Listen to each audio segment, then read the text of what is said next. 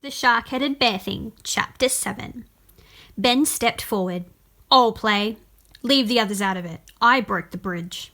The troll looked him up and down. Well, well, ain't you the little hero? He sneered. The troll wasn't much taller than Ben, but he was wider by far. He loomed over the boy, the foul stench of his breath whistling in and out of Ben's nostrils.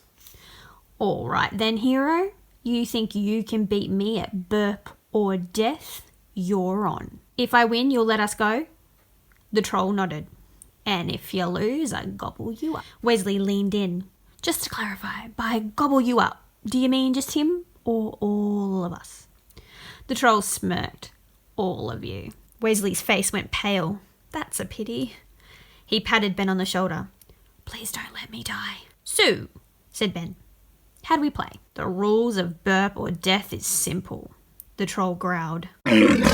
He gulped down some air, opened his mouth, then let out a short, sharp belch. Right, your turn.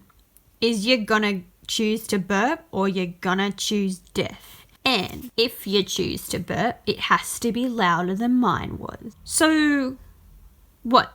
My choices are to burp or die. That's it. The troll nodded. Burp or death. Ben glanced back at the others. Burp? Suggested Wesley, as if Ben couldn't have figured it out for himself. Yeah, I'll choose to burp, Ben said.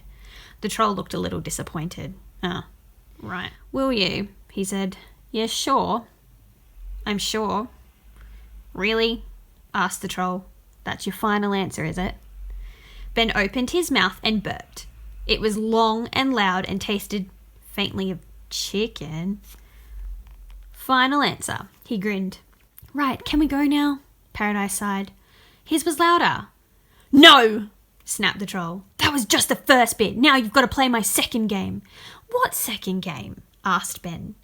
Fart or death. Oh, this is ridiculous, said Paradise. She caught Ben by the sleeve. Come on, we're going. What? But you haven't played fart or death yet, the troll protested. I'll eat you if you don't play. What, with those teeth? Paradise said. Fat chance. Come on, Ben. She pulled him away from the troll in the direction of the forest.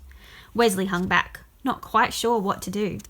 The troll turned to him. How about you? Fart or death? It's fun. For a moment, Wesley appeared to consider this. Well, why not? I think that will be a smashing way to pass the... Look! A big thing! He cried, pointing off to his right. The troll's head whipped around. Where? He asked, but by the time the word had left his lips, Leslie had legged it. Ben and Paradise were almost at the entrance of the wood by the time Wesley came running past them, puffing and panting, his robe hitched up past his knees. Don't go, cried the troll as he lumbered along the path behind them. One game. I'll go easy on you.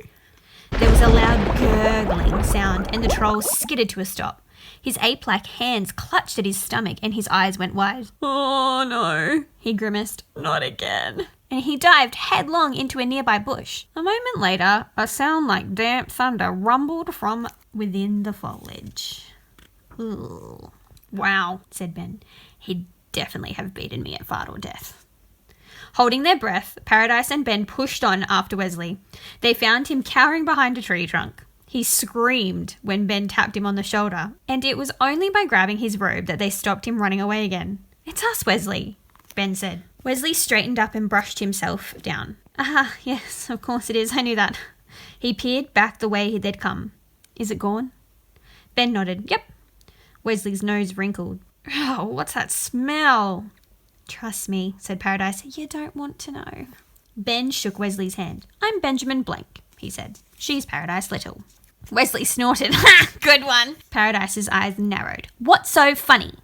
Well, I mean, little by name, little by nature. Look at you. You can't be any more than... He caught the dark look on Paradise's face. Then he coughed quietly. What a lovely name. Wesley Chant. Wizard.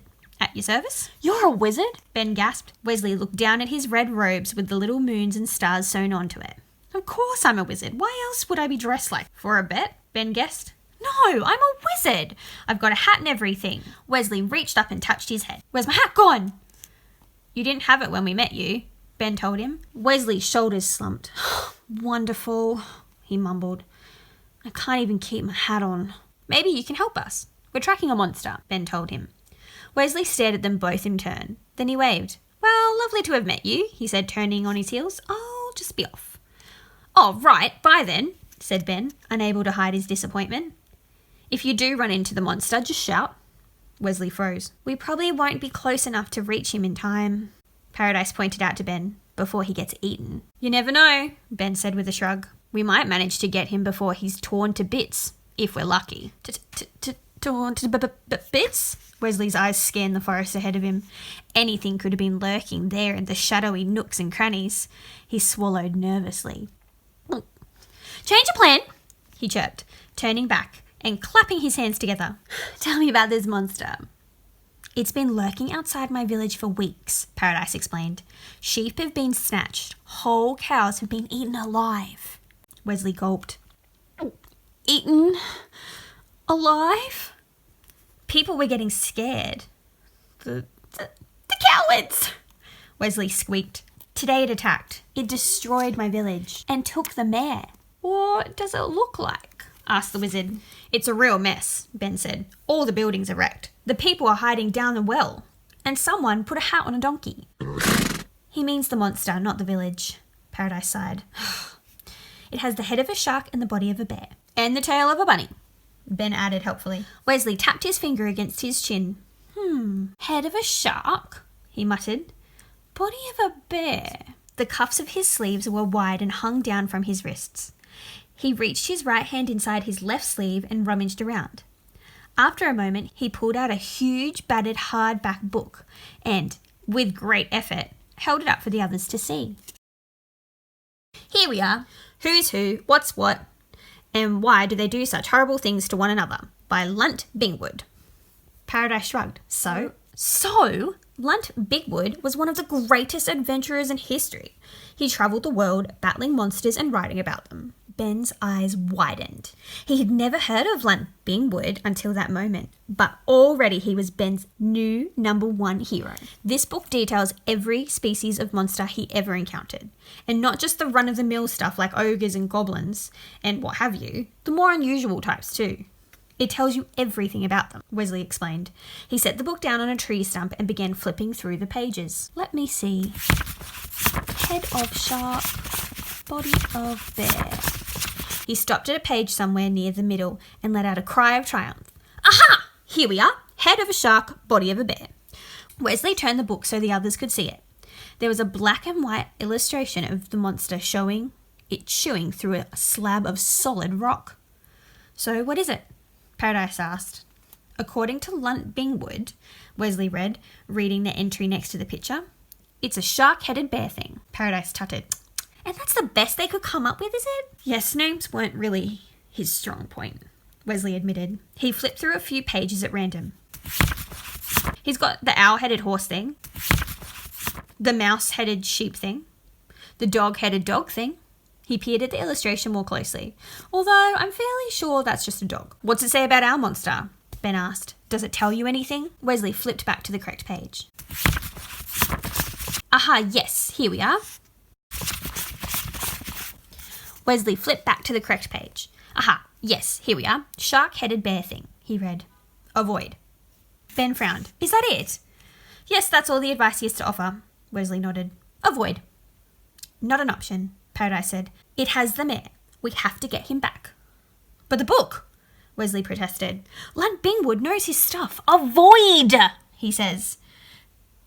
The mare's sort of her dad, Ben explained. And that's why we have to catch the monster, Paradise added. But that's the exact opposite of avoiding, said Wesley. This is Lunt Bingwood we're talking about. Lunt Bingwood. I don't care, Paradise told him. She pointed into the darkening woods. Now I'm going after the shark-headed bear thing before it eats the mare. Are you two coming or are you two chicken? Ben raised his hand. Coming. Wesley raised his hand. Chicken. He glanced sideways at Ben, then let out a sigh. Oh, fine, he said. I'll come. But be warned, if I get eaten alive, I'll be holding you two personally responsible.